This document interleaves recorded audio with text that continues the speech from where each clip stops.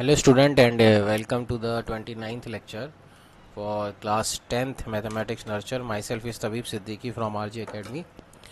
और आज के लेक्चर में वही हम जो लास्ट लेक्चर में हमने जहाँ से छोड़ा था एनसीईआरटी के क्वेश्चन हम कर रहे थे. चैप्टर नंबर क्वाड्रेटिक इक्वेशन है हमारा.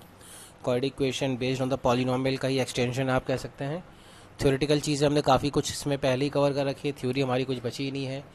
जो बचा है हमने क्वेश्चंस प्रैक्टिस करना है. और क्वेश्चंस के अंदर भी मैं सॉल्व एग्जाम्पल्स में काफ़ी कुछ करा चुका हूँ. जो अदर देन एनसीईआरटी भी कंसेप्ट रिक्वायर्ड है वो भी मैंने आपको बता दिया है. अगर कुछ प्रॉब्लम आ रही है then please let me know about that. Okay. Quadratic equation mostly ये चैप्टर 2.3 बल्कि 3 क्वेश्चन जो यहाँ से बन सकते हैं वो क्वेश्चंस मैं आपको एक बार फिर बता देता हूँ कि कौन कौन से 3 टाइप्स ऑफ क्वेश्चन बन सकते हैं.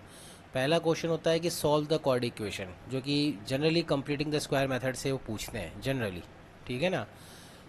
या फैक्टराइजेशन से भी पूछ सकते हैं लेकिन कंप्लीटिंग द स्क्वायर मेथड से वो ज़्यादा पूछा जाता है.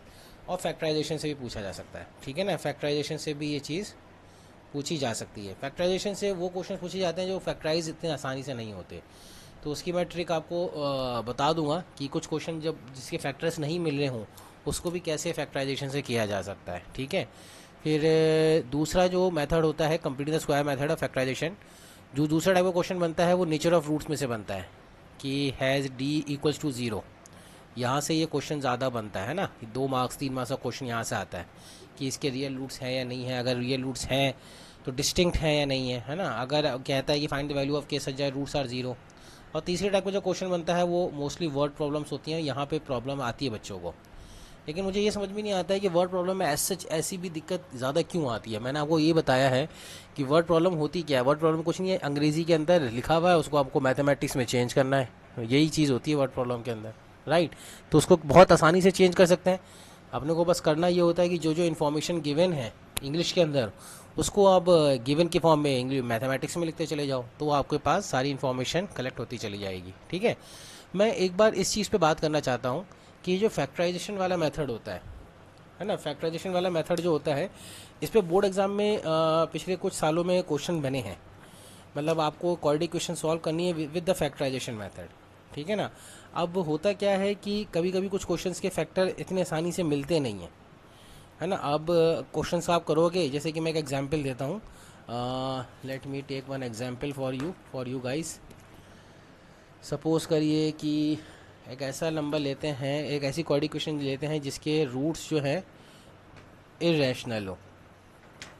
ठीक है. रूट्स क्या हो, जिसके इरेशनल रूट्स हों. सपोज करो कि हम एग्जांपल ले लेते हैं. आपको क्वेश्चन करना है. अभी हमारा एनसीईआरटी का क्वेश्चन कुछ रह रहा है लेकिन एक बच्चे ने क्वेश्चन पूछा था तो मुझे उस क्वेश्चन को एड्रेस करना ज़रूरी है. फॉर एग्जांपल कि सॉल्व करना है आपको 3x² plus 7x plus 30 is equals to 0 by factorization method.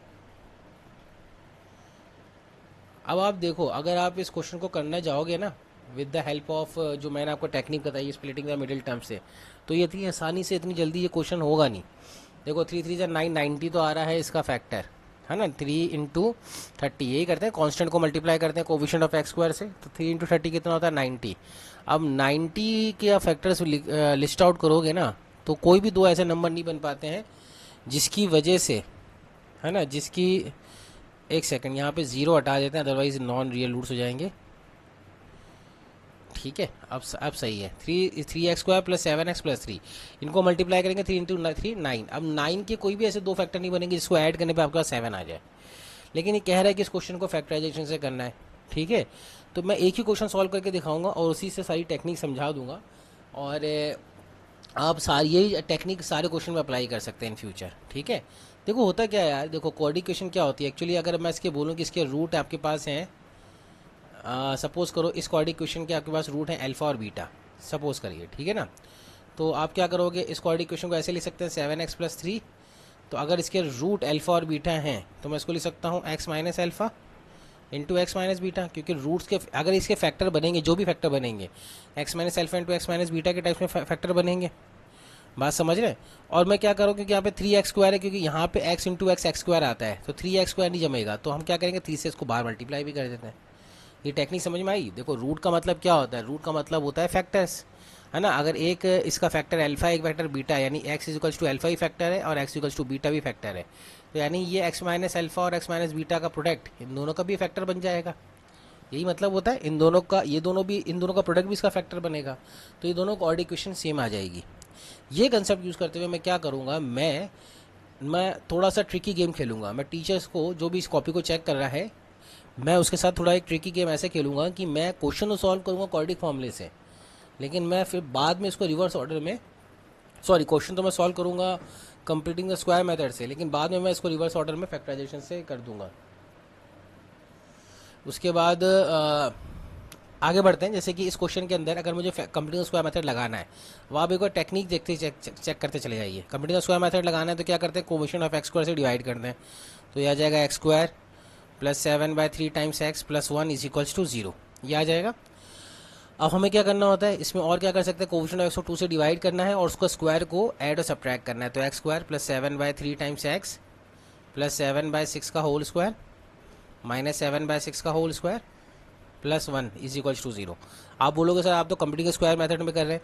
भाई ये जो मैं मेथड कर रहा हूँ ना, इसको आपको करना है रफ के अंदर। किसके अंदर करना है, रफ के अंदर। कंप्लीटिंग स्क्वायर मेथड से बोला नहीं है क्वेश्चन को, लेकिन हम पहले एक बार कंप्लीटिंग स्क्वायर मेथड लगा के फैक्टर्स देखने की कोशिश कर रहे हैं इसके, क्या फैक्टर्स क्या क्या बन सकते हैं इसके, समझ रहे हैं आप। अब इसको आगे करेंगे, इसको सॉल्व करना बहुत आसान है इसके बाद। तो इसके बाद क्या करना है, पहले 3 टर्म को कंबाइन कर लेंगे, तो ये जाएगा एक्स प्लस 7/6 का होल स्क्वायर, और इधर आ जाएगा आपके पास 49 प्लस 36 माइनस 1, तो 49 माइनस 36 होता है आपके पास 13/36। तो जब आप इसको सॉल्व करेंगे तो ये आपके पास आ जाएगा x plus 7/6 is equals to minus plus √13/6, ये आ जाएगा एक वैल्यू, और x plus 7/6 is equals to minus √13/6, ये दूसरी वैल्यू आ जाएगी, ठीक है ना। तो अब आपके पास ये जो रूट आया है, इसको आप ऐसे सोचो कि ये आया है x is equals to 7 plus √13/6 -7 plus √13/6 and x is equals to -7 minus √13/6। तो अब मैं क्या करूँगा, इस रूट को मैंने बोला है अल्फ़ा और बीटा। क्या बोला है, अल्फ़ा और बीटा। तो बेसिकली यहाँ पे मैं एक्सप्रेशन को ऐसे लिख सकता हूँ इस टर्म के अंदर, है ना, यानी अल्फा और बीटा की वैल्यू यहाँ पे ऐसे लिख सकता हूँ। बात समझ रहे हैं आप। भाई रूट का मतलब रूट ही है ना अल्फा और बीटा। मैंने इसके रूट्स क्या बोले थे, मैंने आपके इसके रूट, सॉरी, मैंने इसके रूट्स जो अज्यूम करे थे वो क्या करे थे, अल्फा और बीटा अज्यूम करे थे, यहाँ पे नोटिस करिए। और अल्फा और बीटा अभी भी मैंने निकाल लिया, ये आपका अल्फा आया है, ये आपका बीटा आया है, तो मैं इस एक्सप्रेशन में रख सकता हूँ यहाँ पे अल्फा और बीटा की वैल्यू। तो ये जो मेथड है ना, अभी भी आपको रफ में सारा काम करना है ना, तो यहाँ पे मैंने इसको वैल्यू को रख दिया, यानी इसको लिखा 3 times x minus 7 plus √13/6 and x। अब ये जो फैक्टर है ना x माइनस अल्फा, तो माइनस अभी हमने इसको माइनस लगाया है और ये ऐसे ब्रैकेट में लिखा हुआ है, ठीक है, ये -7 है। और x माइनस बीटा, तो ये माइनस अगेन ब्रैकेट में लगाएंगे, -7 माइनस √13/6 और ये ब्रैकेट में। अब क्या करना है, अब आप इसको मल्टीप्लाई कर दो, पूरी टर्म को मल्टीप्लाई कर दो, ठीक है। तो ये 3x² आ जाएगा यहाँ पे, ठीक है। और ये चलो ये 3 बाद में मल्टीप्लाई कर देना आप, x² को तो आप ऐसे रखो, x इंटू एक्स x² आ रहा है, और x इससे मल्टीप्लाइड होगा तो कितना आएगा, x जब इससे मल्टीप्लाइड होगा तो आएगा -7 माइनस √13/6 टाइम्स x, और जब x इससे मल्टीप्लाइड होगा तो क्या आएगा माइनस, आप इसको माइनस माइनस प्लस कर लो, तो 7/6 एंड माइनस √13/6 टाइम्स x, ये आ जाएगा, ठीक है। यहाँ पे भी x लगा लो, यहाँ पे भी x लगा लो, और फिर इन दोनों को मल्टीप्लाई करोगे तो ये आपका बन जाएगा, मतलब इनका प्रोडक्ट बन जाएगा 7 इंटू 7 49 माइनस 13 कितना था 36, तो ये आपका आ जाएगा +6, जो भी आना है इसका आपका, इस फैक्टर को आप लिख सकते हो एज इट इज़। यहाँ पर आपका आ जाएगा इन दोनों का मल्टीप्लिकेशन से, a plus B into a minus B बनेगा ना, तो 6 इंटू 6 कितना आ जाएगा, 1 आ जाएगा, तो ये +1 लिख दो आप, ठीक है। अब ये जो आपने एक्सप्रेशन उठाया है, इसको आप 3 से अंदर मल्टीप्लाई कर दो, तो ये हो जाएगा 3x² माइनस 7 बाय, आप लिख सकते हो 7/2, क्योंकि 3 से मल्टीप्लाइड हुआ तो 2, and that comes out to be here also. एक सेकेंड, यहाँ पे कुछ मिस्टेक तो नहीं करी है, नहीं, ये प्लस हो जाएगा अगेन, ठीक है ना, मेरे ख्याल से ये प्लस ही होगा, देख लेता हूँ मैंने कोई मिस्टेक आई थिंक कोई करी तो नहीं है। ये माइनस माइनस प्लस आ जाएगा और ये माइनस प्लस माइनस आ जाएगा, ठीक है। तो यहाँ पे भी मेरे को माइनस लगाना था ऐसे, ठीक है। और ये हो जाएगा 7/2 माइनस √13/x, और ये 7/2 x प्लस √13/x +3, ये आपका एक्सप्रेशन आ जाएगा। अब ये जो एक्सप्रेशन हमारे पास आया है ना, इसको उठा के आप मेन एक्सप्रेशन में लिख दोगे। कहाँ पे? इधर, इसके नीचे। ये तो अभी तक सारा काम हमने रफ में किया है, ठीक है ना। अब हम क्या करेंगे, उठा के इसके नीचे लिख देंगे 3x², और 7x को हम ब्रेक करके कैसे लिखेंगे? जो 7x को हम ब्रेक करके ऐसे लिखेंगे 7/2x प्लस 7/2x और minus √13/x and plus √13/x, ठीक है। ऐसे लिख दोगे आप उठा के। उसके बाद यानी जस्ट उसके नीचे है ना, जैसे कि ये आपका क्वेश्चन है 3x² प्लस 7x प्लस 3। अब आपको स्प्लिटिंग द मिडिल टर्म से करना है, तो उसका नेक्स्ट स्टेप मालूम है क्या होगा? ये वाला स्टेप होगा, है ना। तो ये नेक्स्ट स्टेप हो जाएगा, यानी फर्स्ट स्टेप हो जाएगा। उसके बाद ये सेकंड स्टेप हो जाएगा, उसके बाद ये थर्ड स्टेप हो जाएगा, और उसके बाद ये फोर्थ स्टेप हो जाएगा। यानी बिल्कुल रिवर्स ऑर्डर में जा रहे हैं अपन। बात समझे? 3x² प्लस 7x प्लस 3 को हमने पहले फर्स्ट स्टेप किसका, यानी ये अपने, ये कहाँ से आया? ये हमने बोला कि ये हमने बीच वाली 7x को टर्म को हमने ऐसे स्प्लिट कर दिया, ठीक है। तो हमने क्या किया, टीचर को कुछ नहीं किया, बेवकूफ़ बना दिया थोड़ा सा, और कुछ नहीं किया है, ठीक है। तो यहाँ पे 7x को हमने क्या किया, ऐसे ब्रेक करके लिख दिया। उसके बाद फिर ये स्टेप आ जाएगा, जो भी आपने रफ में लिखा है ना रिवर्स ऑर्डर में, उसको वहाँ पे लिख दो, अपने आप ये रूट्स बन के आ जाएंगे। यही होता है फैक्टराइजेशन करना। बात समझ रहे हैं? तो इस तरह से अपन बाय फैक्टराइजेशन मेथड क्वेश्चन को सॉल्व कर सकते हैं, अगर अपन ठीक से टेक्निक को अप्लाई करें। वैसे तो एक दो बार ही क्वेश्चन आया है जिसके फैक्टर्स नहीं बनते स्प्लिटिंग द मिडिल टर्म से, तो फिर हमें ऐसे सोचना होता है, कंप्यूटिंग द स्क्वायर मेथड से सोचना होता है, ठीक है। होपफुली आपको ये तरीका समझ में आया होगा। नहीं आया तो कोई इशू नहीं है, एक बार आप ट्राई करिए क्वेश्चंस को। अब जैसे कि एक क्वेश्चन है, वो तो बहुत ही सिंपल है। एक स्टूडेंट ने मुझसे पूछा था कि इसके सर इसके फैक्टर तो नहीं बन रहे। मैं बता देता हूँ, √3 + 1 times x plus √3 is equals to 0। भाई क्यों नहीं बन रहे इसके फैक्टर? इसके तो ऑलरेडी फैक्टर बना के दे रखा है इन्होंने, यानी x² माइनस √3x लिखो और प्लस x प्लस √3 लिखो। अब इन दोनों में पहले क्या कॉमन आ रहा है, सॉरी यहाँ पे माइनस साइन आएगा। अब इन दोनों में आपका पहले यहाँ पे x कॉमन आ जाएगा, तो अंदर बचेगा x माइनस √3, और बाहर भी यहाँ पे x माइनस √3 आ जाएगा, इज इक्वल्स टू 0। आसानी से फैक्टर हो गया है। तो आखिर बहुत सारे क्वेश्चन में तो आपको ज़्यादा सोचना नहीं पड़ रहा, ऑलरेडी फैक्टर्स दिए होते हैं, स्प्लिटिंग द मिडिल फॉर्म में टर्म के फॉर्म में दिया होता है, बस आपको उसमें मेकआउट करना होता है, ठीक है। So this is regarding the few questions which the student has asked कि सर कुछ क्वेश्चन है जो आपके रह गए थे। तो मैंने कहा वो रह नहीं गए, तो वो आप खुद सोच सकते हो कि फैक्टराइजेशन का रिवर्स ऑर्डर ही होता है। बेसिकली कंप्यूटिंग स्क्वायर मेथड का रिवर्स ऑर्डर ही फैक्टराइजेशन होता है, ठीक है ना। हम कंप्यूटिंग स्क्वायर मेथड करते क्यों हैं, तो ताकि उसको फैक्टराइज कर सके, ठीक है। फिर भी एक बार ट्राई करना, बाकी कुछ क्वेश्चंस अगर नहीं होते हैं तो आप please let me know about that, ठीक है। Now moving to the NCERT part. जब हमने कहाँ से किया था, हमने स्टार्ट कर रहे थे एक्सरसाइज 4.2 कर चुके थे स्टार्ट, और उसके क्वेश्चन नंबर 4 तक डिस्कस कर चुके थे। तो आज उसके आगे चलते हैं। कह रहा है द क्वेश्चन नंबर 4 का 5th है, एक्सरसाइज 4.2 का क्वेश्चन नंबर 5, तो उसी का आगे हम स्टार्ट करते हैं। तो 5th क्वेश्चन के अंदर जो इन्फॉर्मेशन है, the altitude of the right triangle is 7 metre less than its base. तो एक राइट ट्रायंगल है, और जो उसका ऑल्टीट्यूड है ना, ये ऑल्टीट्यूड ले लेते हैं। सपोज करो ये बेस है आपका x, और जो ऑल्टीट्यूड है वो 7 सेंटीमीटर लेस है बेस से, तो यानी x में 7 माइनस करोगे तो क्या आ जाएगा, ऑल्टीट्यूड। यही कह रहा है question, altitude of A right triangle is 7 centimetre less than its base. बस ऐसा नहीं है, हाइपोटेन्यूज 13 दे रखा है, तो अपने को साइड बतानी है। तो ये तो बिल्कुल सिंपल क्वेश्चन है, पाइथागोरस थ्योरम लग जाएगी। x² प्लस x माइनस 7 का whole square is equals to 13 का स्क्वायर। बिल्कुल सिंपल क्वेश्चन है, एज इट इज़ आपको सॉल्व करना है। अब उसको आप किसी मेथड से कर लो, ये आ जाएगा 2x² माइनस 14x, ठीक है ना, 2 7 माइनस 14x एंड प्लस 49, तो plus 49 minus 169 is equals to 0। तो ये आ जाएगा 2x² माइनस 14x और 9 माइनस 9 0 एंड 6 माइनस 4 2, तो 120 इज इक्वल्स टू 0। फिर आप उसको सिंप्लीफाई कर लो, तो x² minus 7x minus 60 is equals to 0। तो अब आपके पास ऐसे दो नंबर चाहिए जिसका 30 के दो प्रोडक्ट करो, 30 के क्या आ जाएगा, 32 60 ज़ा एंड 2 15 ज़ा, 3 5 ज़ा और 5 1 ज़ा। तो 5 3 ज़ा 15 हो रहा है, 3 2 ज़ा 6, 5 2 ज़ा 10 हो रहा है, 2 2 ज़ा 4, हाँ 12 और 5 आ रहा है फैक्टर, तो x minus 12 x plus 5 is equals to 0। तो x equals to minus 5 reject हो जाएगा तो x के लिए 12 आ जाएगी। तो आपका बेस जो है बेस आपका है 12 सेंटीमीटर यानी 12 यूनिट्स, और ऑल्टीट्यूड जो बनेगा वो बनेगा 12 minus 7 that is 5 unit.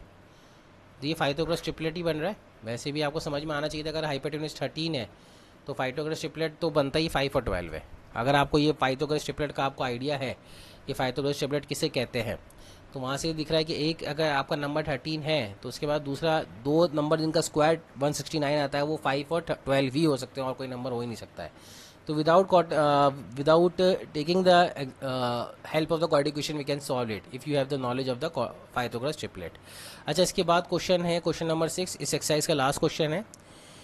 A cottage industry produces a certain number of pottery articles in a day. ठीक है, एक कॉटेज इंडस्ट्री है, पॉटरी बनाती है। पॉटरी किसे कहते हैं भाई? पॉटरी आई थिंक कहते हैं वो जो होता है ना कि जिसे मिट्टी का सामान जिसे कह सकते हो आप, है ना, वो गांव के अंदर वो जो चक्री चलती रहती है उसमें वो मिट्टी का मटका बनाते हैं, काइंड ऑफ थिंग। और ये भी कह सकते हो कि कोई डिज़ाइनरी आर्ट वर्क हो सकता है। It was observed on a particular day the cost of production of each article was 3 more than the twice the number of article produce on day. बहुत अच्छा क्वेश्चन है। ये क्या कह रहा है कि इट वॉज ऑब्जर्व्ड, अब एक एक लाइन आराम से पढ़ेंगे। On that particular day the cost of production, तो देखो cost of production of each article ये, और द आर्टिकल प्रोड्यूस ये दो चीज़ें ही शायद निकालने को कह रहा हो।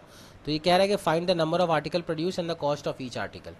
तो कॉस्ट ऑफ ईच आर्टिकल जो है ना, number of article, let the number of article produce be x, आप मान लो भाई आपको कुछ ना कुछ तो वेरिएबल अज्यूम करना पड़ेगा। तो let the number of article produce is equals to x. ठीक है, और कॉस्ट ऑफ ईच पार्टिकल, अब अपने को देखो कॉस्ट ऑफ ईच पार्टिकल दे रखा है इन्होंने। It was observe on a particular day that the cost of production, तो कॉस्ट ऑफ प्रोडक्शन कितनी हो जाएगी? कॉस्ट ऑफ प्रोडक्शन जो कि रुपीज़ में आएगी, cost of production of each article, एक आर्टिकल की वॉज का मतलब होता है इक्वल्स ए वॉज 3 मोर का मतलब होता है 3 plus then that twice the number of article produce on that day. On that day हम मान लेते हैं एक्स प्रोड्यूस हुआ है तो ट्वाइस कितना हो जाता है? 2x। ठीक है ना। If the total cost of the production on that day was ₹90, तो अब एक आर्टिकल की कॉस्ट जो है, एक आर्टिकल, ये कह रहा है ना ईच आर्टिकल इन रुपीज़, एक आर्टिकल की कॉस्ट 3 + 2x है। एक आर्टिकल की कॉस्ट 3 + 2x है। तो टोटल नंबर ऑफ आर्टिकल कितने प्रोड्यूस हुए हैं? एक्स। तो एक्स आर्टिकल की कॉस्ट कितनी हो जाएगी? 3 + 2x टाइम्स एक्स, ये हो जाएगी। और ये दे रखा है उन्होंने क्वेश्चन में, कितना दे रखा है? 90। बस ये सॉल्व हो गया क्वेश्चन। तो ये हो जाएगा 2x² + 3x - 9 = 0। तो 2 9 18 आ रहा है, और 6 और 3 बन जाएगा। तो 2x² + 6x - 3x - 9 = 0। तो अब आप सॉल्व कर लेना इसको, x की नेगेटिव वैल्यू रिजेक्ट कर देना, ये फ्रैक्शन वाली वैल्यू रिजेक्ट कर देना, क्योंकि कॉस्ट ऑफ आर्टिकल जो होता है फ्रैक्शन होता नहीं है। लेकिन मैं यहाँ पे ये कह रहा हूँ तो ये क्वेश्चन की लैंग्वेज पढ़ के हमने क्वेश्चन का अंदाज़ा लगाया। कह रहा है कि it was observe on a particular date the cost of production of each article was. तो बेसिकली जो वॉज के पहली चीज़ लिखी हुई होती है ना, उसको हम अज्यूम नहीं करते, उसके बाद वाली चीज़ को ज़्यादा अज्यूम करते हैं। तो इसीलिए मैंने पहले क्वेश्चन का पूछ लिया कि पढ़ क्या रहा वाला क्वेश्चन पूछ क्या रहा हमसे। क्वेश्चन पूछा था find a number of article produced, तो नंबर ऑफ आर्टिकल प्रोड्यूस मान लेते हैं कि एक्स है। ठीक है ना। It was observe on that particular date at the cost of production of each article, तो कॉस्ट ऑफ प्रोडक्शन हमें निकालना है, वो कितना आ रहा है? वॉज 3 मोर, तो 3 प्लस, मोर का मतलब होता है 3 plus more than the twice the number of article produce on day. तो number of article produce on that day वो तो एक्स माना हुआ था, उसका ट्वाइस कितना होता है? 2x। तो 3 + 2x आ जाएगा कॉस्ट ऑफ प्रोडक्शन। ये आपका रुपीज़ के अंदर है, और ये नंबर है ना, कितने आर्टिकल हमने प्रोड्यूस किए। बस इसको मल्टीप्लाई करोगे तो आ जाएगा 90। एक्चुअली यहाँ पे 90 आएगा भाई, है ना। तो आप इसको लिख सकते हो 2 9 18 है ना, तो 180 आ रहा है। तो अब 3 आपको चाहिए, तो यहाँ पे मैंने कुछ मिस्टेक करी है फैक्टराइजेशन के अंदर। तो 2 9 18, अब 18 के अपने को ऐसे 180 के ऐसे फैक्टर देखने हैं जिससे अपने को दो नंबर क्या मिल जाए, 3 5 5 1, तो 5 3 15, 2 2 4 3 12। तो यहाँ पे आ जाएगा आपके पास आराम से 15 और 12, 15x - 12x - 90 = 0। कर लोगे इसके बाद, तो इजी क्वेश्चन है। फिर क्वाड्रेटिक इक्वेशन सॉल्व करना तो मैं आपको बता ही चुका, वैसे ही मैंने यहाँ पे फैक्टर करके दे दिया है, हो जाएगा होपफुली सॉल्व। नहीं होता then please let me know. ये क्वेश्चन आया हुआ है एक बार बोर्ड एग्जाम में, तो हो सकता है कि आपके किसी pre board test, unit test कहीं भी आपको दिख जाए। ठीक है, नाउ आ जाते हैं next question, next exercise number 4.3। Easy exercise है। Find the quadratic equation if they exist by the following completing the square method. तो completing the square method, if they exist का मतलब क्या होता है, डी चेक करना है। अगर डी ग्रेटर देन जीरो या इक्वल्स टू जीरो है तो ही इसका रूट एग्जिस्ट करेगा। तो सबका पहले डी चेक कर लेते हैं। इसका डी आ जाएगा B square that is 49 minus 4 टू ज़ा 8 थी 24। तो इसका रूट एग्जिस्ट कर रहा है, बिल्कुल करेगा इसका एग्जिस्ट। इसका डी चेक कर लेते हैं। डी आ जाएगा इसका बी स्क्वायर डेट इज़ 1 का square minus 4 into minus 4 into minus 4 into 2। ये भी पॉजिटिव आ रहा है ना, क्योंकि माइनस माइनस प्लस हो जाएगा, ठीक है ना, माइनस माइनस प्लस हो जाएगा, तो ये पॉजिटिव आ रहा है। इसका भी रूट एग्जिस्ट करेगा। इसका रूट एग्जिस्ट करेगा क्या है, तो डी स्क्वायर कितना होता है, डी बी स्क्वायर हो जाएगा 4 इंटू 4 16 सीरीज 48 48 माइनस 4 4 16 सीरीज 48। इसका तो डी एग्जिस्ट जीरो हो रहा है, तो इसका भी रूट एग्जिस्ट करेगा। और इसका रूट एग्जिस्ट करेगा क्या, तो B square that is 1 minus 4 into 2 into 4। ये लेस देन जीरो, तो इसका रूट एग्जिस्ट नहीं करेगा, तो उसको हम नहीं सॉल्व करेंगे, ठीक है ना। डी लेस देन जीरो आ रहा है तो इसका रूट ही एग्जिस्ट नहीं करेगा। जिसका डी लेस देन जीरो आता है तो रूट इमेजिनरी होता है, या फिर हम कहते हैं नो रियल रूट। तो नो रियल रूट से तो हम क्यों सॉल्व करें इसको, ठीक है। फिर भी मैं एक बार बता दूंगा कि किस तरह से हमने ये क्लेम किया यहाँ पे कि इसका रूट एग्जिस्ट नहीं करेगा, ठीक है। तो पहला क्वेश्चन ले लेते हैं, 2x square minus 7x plus 3। तो 2x square minus 7x plus 3, मुझे लगता है कि ये बच्चों वाले क्वेश्चन बन जाएंगे आपके लिए, क्योंकि मैंने इसकी टेक्निक बताई दी है कि पहले कोविशेंट ऑफ एक्स स्क्वायर से डिवाइड करो, ठीक है। उसके बाद जो कोविशेंट ऑफ एक्स है उसको 2 से डिवाइड करो, और 2 से डिवाइड करोगे तो आ जाएगा 7/2 को अगर आप 2 से डिवाइड करते हो तो आ जाएगा 7/4, ठीक है। तो 7/4 के स्क्वायर को आपको ऐड भी करना है, सब्ट्रैक्ट भी करना है। तो 7/4 के स्क्वायर को हमने ऐड भी किया और सब्ट्रैक्ट भी किया, और ये प्लस 3/2। अब फर्स्ट 3 टर्म को आप कंबाइन कर लो, फर्स्ट 3 टर्म को, तो ये जाएगा x माइनस 7/4 का होल स्क्वायर, और बाकी टर्म्स को उधर ले जाओ तो ये जाएगा 49/36 माइनस 3/2, ठीक है। अब आपको क्या करना है, इसको और सिंप्लीफाई करना है, तो ये जाएगा x माइनस 7/4 का होल स्क्वायर, और ये हो जाएगा 49 2 36 एलसीएम आएगा, 2 18 सा होता है, 18 3 सा, एक सेकेंड यहाँ पे फिर 7 7 सा 49। अरे यार ये 36 क्यों कर दिया मैंने, ये 16 है ना, मिस्टेक कर दी मैंने। तो एलसीएम आएगा 16, और ये होता है 2 8 8 3 24, तो 49 माइनस 24 डेट इज़ 25/16। अब आप इसका स्क्वायर रूट ले लो दोनों तरफ, तो x minus 7/4 is equals to plus minus 5/4 आ जाएगा। तो x is equals to 7 plus minus 5/4 आ जाएगा, ठीक है। दोनों तरफ 4 है तो एलसीएम ही 4 आ जाएगा, तो x की वैल्यू 2 आएंगी, 7 प्लस 5 12, 12 डिवाइडेड बाई 4 3, और x की वैल्यू आएगी 7 minus 5 2, 2 divided by 4 that is half. तो ये दो रूट इसके निकल रहे हैं कंप्लीटिंग द स्क्वायर मेथड से, ठीक है। एक तो 3 और एक हाफ, बिल्कुल सिंपल है। हमने इस तरह के क्वेश्चंस काफ़ी किए हुए हैं, ठीक है। सॉल्व एग्जाम्पल में तो ये तो बल्कि मैंने सिंपल क्वेश्चन लिया, एनसीईआरटी क्वेश्चन वैसे सिंपल होते हैं। फिर ले लेते हैं second question, 2x square plus x minus 4। तो 2x square plus x minus 4 ये वाला क्वेश्चन लेना है। सो 2x square plus x minus 4। तो सबसे पहले क्या करना होता है, कोविशेंट ऑफ एक्स स्क्वायर को 1 करना होता है, तो ये कर लेते हैं x square plus x/2 minus 2 आ जाएगा इज इक्वल्स टू 0। अब कोविशेंट ऑफ एक्स जो है इसका यहाँ पे हाफ है, हाफ को अगर आप 2 से डिवाइड करोगे तो 1/4 आएगा। 1/4 के स्क्वायर को आपको ऐड भी करना है और सब्ट्रैक्ट भी करना है, तो हमने 1/4 के स्क्वायर को ऐड भी किया और सब्ट्रैक्ट भी किया, -2 इज इक्वल्स टू 0। उसके बाद क्या हो जाएगा, पहली 3 टर्म को कंबाइन कर दो, तो पहली 3 टर्म कंबाइन होंगी तो x प्लस 1/4 का whole square is equals to 1/16 plus 2 ये आ जाएगा, ठीक है। और सिंप्लीफाई कर लो उसको, तो ये हो जाएगा 16 टू 32 33/16 आ जाएगा।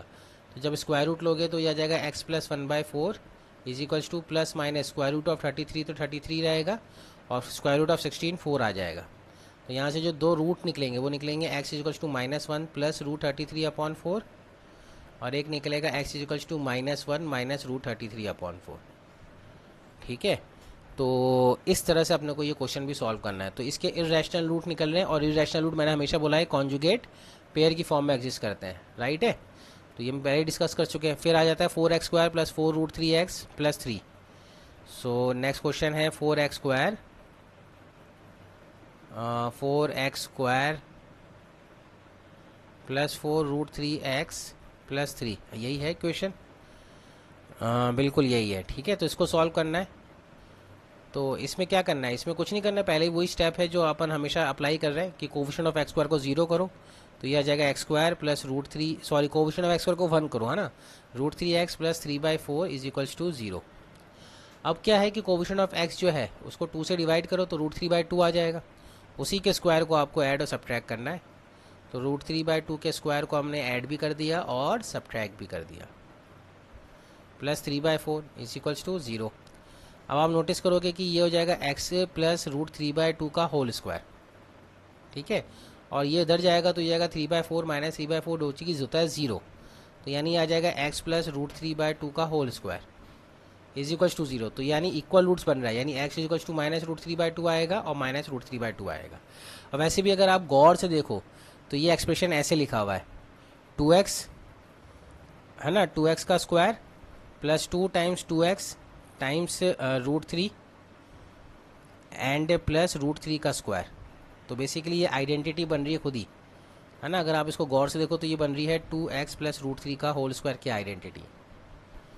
तो ये परफेक्ट स्क्वायर बन रहा है, ठीक है, आइडेंटिटी का, यानी फैक्टराइजेशन से भी सॉल्व हो जाएगा अगर आप चाहो तो, ईजी है। तो इस तरह से इसके रूट्स जो आ रहे हैं इक्वल आ रहे हैं तो हम बोलेंगे कि ये बिल्कुल फैक्टराइजेशन सॉल्व हो सकता है ना, कंप्लीटिंग द स्क्वायर मेथड से भी कर लिया हमने। लास्ट क्वेश्चन है 2x square plus x plus 4 जिसके नो रियल रूट्स आ रहे हैं, तो वो तो मैंने डिस्क्रिमिनेंट चेक करके बता दिया था, लेकिन अगर आप चाहो तो कंप्लीटिंग स्क्वायर मेथड से भी आगे जाके फंस सकते हो, है ना। आप कह सकते हो कि रूट्स एग्जिस्ट नहीं करेंगे, जैसे 2x square plus x plus 4 है, यही है इक्वेशन। तो आप बोलोगे इसके अंदर कि सर आप कोफिशिएंट ऑफ एक्स स्क्वायर को 1 करिए पहले, तो हमने कर दिया है 1। फिर आप कहोगे सर कोफिशिएंट ऑफ एक्स जो है इसका वो हाफ है, इसको 2 से डिवाइड करिए तो आ गया 1/4। अब इस 1/4 के स्क्वायर को आपको ऐड भी करना है और सब्ट्रैक्ट भी करना है, तो ये प्लस 2 इज इक्वल टू 0।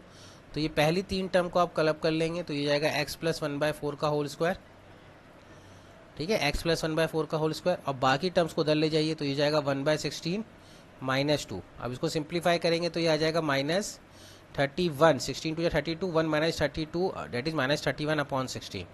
अब आप जब इसका स्क्वायर रूट लेंगे ना student, x plus 1/4 is equals to plus minus जो भी आएगा -31/16, तो -31/16 तो एक नेगेटिव नंबर है जिसका स्क्वायर रूट एग्जिस्ट नहीं करता है। Square root of negative number is undefined. तो जब इसका स्क्वायर रूट ही अनडिफाइंड है तो फिर आप क्या बोलोगे, इसका स्क्वायर रूट एग्जिस्ट नहीं करता है तो रूट भी एग्जिस्ट नहीं करता है, hence no real root possible. तो आप क्या बोलोगे sir, no real root possible, no real roots for this equation, ठीक है। तो लास्ट वाली इक्वेशन का रूट एग्जिस्ट नहीं करता है, बाकी सबके रूट एग्जिस्ट करते हैं। तो क्वेश्चन नंबर 1 हमारा कंप्लीट हुआ है। अब क्वेश्चन नंबर 2 है find the roots of the quadratic equation in question number 1 above by apply the quadratic formula. वो तो आप कर लोगे, क्वाड्रेटिक फार्मूला तो अप्लाई करना है, कंप्लीट द स्क्वायर मेथड अगर आपको आता है तो क्वाड्रेटिक फार्मूला से तो अपने आप ही ऑब्वियस ही बातें हो जाएगा, ठीक है, वो तो मुझे करने की ज़रूरत नहीं है, बहुत सारे स्टूडेंट कर लेंगे, ईजिली है। B square minus B plus minus square root of B square minus 4ac/2 है, ये क्वाड्रेटिक फार्मूला होता है। अब आ रही है हमारे इस चैप्टर का सबसे इंपॉर्टेंट पार्ट है जो कि है वर्ड प्रॉब्लम, ठीक है। Word problem is the most important segment, और ये जितने भी क्वेश्चन है यहाँ पे दे रखे हैं ये सारे ही इंपॉर्टेंट है और सभी कभी ना कभी बोर्ड एग्जाम में आए हैं, ठीक है, ये सारे ही क्वेश्चन इंपॉर्टेंट है और सारे ही क्वेश्चन बोर्ड एग्जाम में कभी ना कभी आए हुए हैं। तो भाई आराम से इसको आप प्रैक्टिस करना एक एक बार। मैं समझता हूँ कि मैं वर्ड प्रॉब्लम एक क्वेश्चन तो आज करके दिखाई दूंगा वर्ड प्रॉब्लम का होपफुली। पहला क्वेश्चन ले लेते हैं, क्वेश्चन नंबर 3 है, वो तो वर्ड प्रॉब्लम का नहीं है। Find the root of the following equation x minus 1/x is equals to 3, और इसमें साथ में दे रखा है कि x 0 नहीं होगा, तो जाहिर सी बात है x 0 नहीं होगा, अगर x 0 हो जाएगा तो इक्वेशन ही अनडिफाइंड हो जाएगी, मालूम है, x minus 1/x is equals to 3। यहाँ पे कह रहा है x is not equals to 0, क्योंकि अगर x इक्वल्स टू 0 हो जाएगा तो 1/x अनडिफाइंड हो जाएगा, 1/0 तो अनडिफाइंड है ना, तो ऑब्वियस है कि ये x 0 नहीं होगा। तो फिर x 0 नहीं होगा तो क्या होगा, तो एलसीएम ले लो, x square minus 1 is equals to 3x आ जाएगा, और सिंप्लीफाई कर लो, x square minus 3x minus 1 is equals to 0। Completing the square method से आप कर लो, x स्क्वायर माइनस 3x, 3 को 2 से डिवाइड करोगे तो आ जाएगा 3/2 का होल स्क्वायर एंड 3/2 का होल स्क्वायर, ऐड और सब्ट्रैक्ट दोनों कर दिया, इज इक्वल्स टू 1।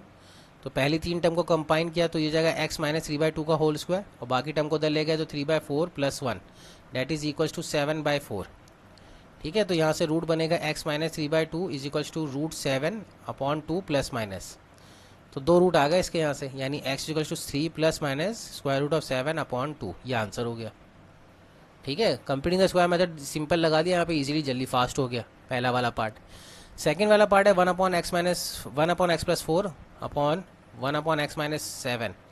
तो इसको पहले क्वेश्चन लिख लेते हैं, अदरवाइज भूल जाएंगे। 1/x+4 माइनस 1/x-7 यही है, और फिर इज इक्वल्स टू 11/30। इसको सॉल्व करना है।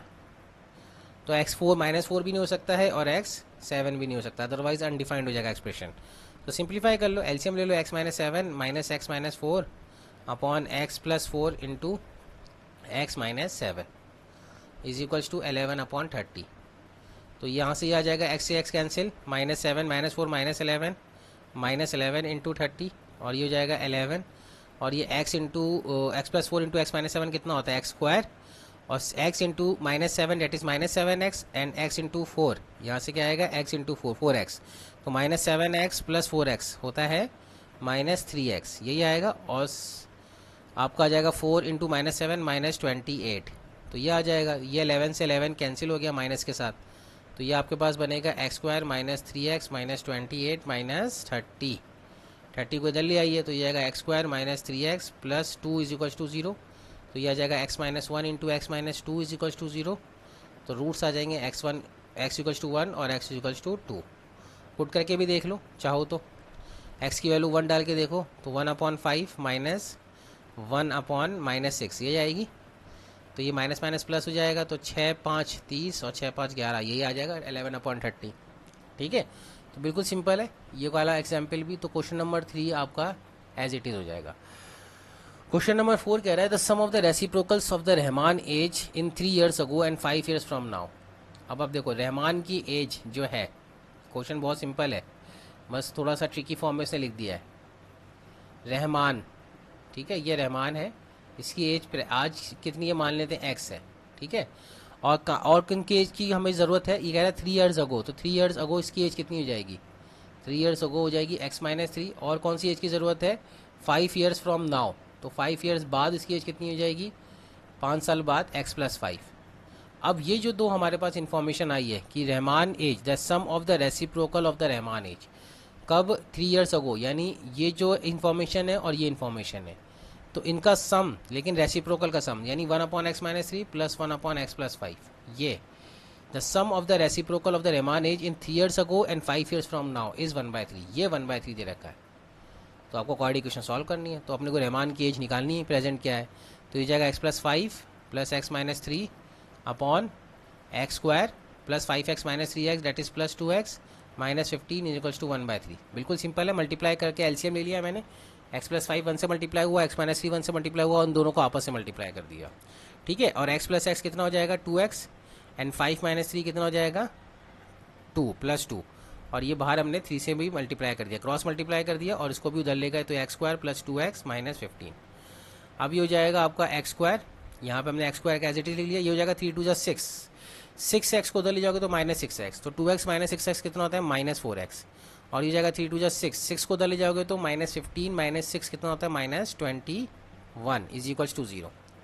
अब 7 और 3 इसके फैक्टर बन रहे हैं, बिल्कुल x-7 into x+3 is equals to 0।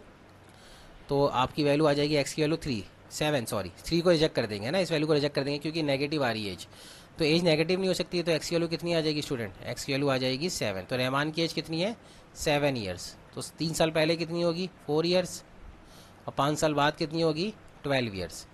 तो 1/4 यानी 3 साल पहले की एज और 5 साल की बाद की एज का सम कितना आना चाहिए, तो 12 एलसीएम ले लिया, 4 3 तो ये आ जाएगा 4/12 डेट इज इक्वल्स टू 1/3। यही क्वेश्चन कह रहा है कि इन दोनों के सम का एज, रेसिप्रोकल सम का एज कितना आ रहा है 1/3, ठीक है। तो इस तरह से ये क्वेश्चन होगा। अब बचे हुए जो क्वेश्चन है हम नेक्स्ट क्लास में ले लेंगे, लास्ट एक्सरसाइज भी नेक्स्ट क्लास में हम कवर अप कर लेंगे, यानी नेक्स्ट क्लास में हमारी ये चैप्टर फिनिश हो जाएगा। और आप चाहो तो ये एक्सरसाइज कर लो, आरडी के क्वेश्चंस कर लो, सेट के क्वेश्चन बहुत ही अच्छे हैं इसके, इस चैप्टर के। तो इस चैप्टर के तो मैं समझता हूँ कि आरडी करने की ज़रूरत ही नहीं है आपको, अगर आप सेट के क्वेश्चन कर लो तो बहुत ही अच्छे अच्छे क्वेश्चन है सेट के अंदर, वो मोर देन इनफ हो जाएगा, सफिशेंट हो जाएगा अगर आप सेट के क्वेश्चन कर लेते हो, है ना। सेट के अंदर कुछ क्लासिकल एग्जाम्पल भी दे रखे हैं जो कि बोर्ड एग्जाम के पॉइंट ऑफ व्यू से भी बहुत इंपॉर्टेंट है। तो ये ये जो एनसीईआरटी के जो क्वेश्चन नंबर 5 6 7 और 8 9 क्वेश्चन तो बोर्ड एग्जाम में 3 बार आया हुआ है, ठीक है। 9 क्वेश्चन वेरी इंपॉर्टेंट है। 10 11, ये भी 10 वाला भी क्वेश्चन बहुत आया हुआ है। तो इस तरह के क्वेश्चन एक बार आप ट्राई करो, मज़ा आ जाएगा। अगर आपने खुद इक्वेशंस बना ली, भले ही आप सॉल्व ना कर पाओ कोई बात नहीं है, लेकिन इक्वेशन सही बना लो। यानी आप, मैं जब इसको नेक्स्ट क्लास में सॉल्व कर रहा हूँ तो मैं आपको इक्वेशन बना के दिखाऊंगा, आप क्रॉस चेक करना अपना कि आपने इक्वेशन सही बनाई है कि नहीं बनाई। इक्वेशन आप सही बनाओ, इक्वेशन इजी इजी आराम आराम से पढ़ पढ़ के समझ समझ के, कोई मुश्किल नहीं है, पहेली की तरह लो, पजल की तरह लो, कि आपको पजल एक तरह की सॉल्व करनी है और आराम से इक्वेशन बनाओ दिमाग में रखते हुए कि यार ये इंग्लिश में लिखा हुआ है, इसको मैथमेटिक्स में ऐसे ऐसे कन्वर्ट करेंगे। धीरे धीरे इक्वेशन बनाओगे तो बनेगी होपफुली, उससे कॉन्फिडेंस आता है। मैं बना के दे दूंगा तो कोई बात नहीं, लेकिन आप खुद बनाओगे तो बहुत कॉन्फिडेंस आएगा, सेल्फ कॉन्फिडेंस बहुत पीक रेस करेगा आपका। ठीक है, तो एक बार ट्राई करिए। 5 6 7 8 9 10 11, we will try to do is next class. Thank you for listening for today's lecture, take care, bye.